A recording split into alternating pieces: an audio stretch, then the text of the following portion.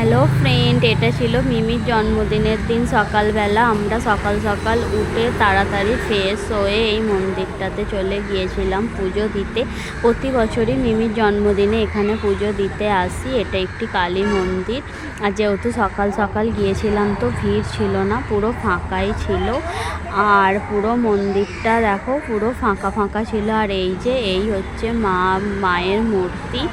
তখন শুধু ব্রাহ্মণ ছিল আর ওর পাপা ফুল আনতে গিয়েছিল। আর আমি তখন এখানে ওয়েট করছিলাম। আর বাইরে ছিল শিবের মূর্তি, গণেশজির মূর্তি, হনুমানজির মূর্তি আর রাধা কৃষ্ণর মূর্তি।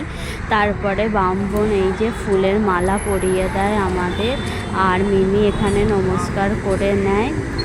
তারপর পুজো হয়ে গেলে আমরা বাড়ি চলে আসি। তো আজকের ভিডিওটা এই পর্যন্ত। পরের ভিডিওতে দেখবে মিমির বার্থডে ব্লগ। আজকের টাটা, বাই বাই।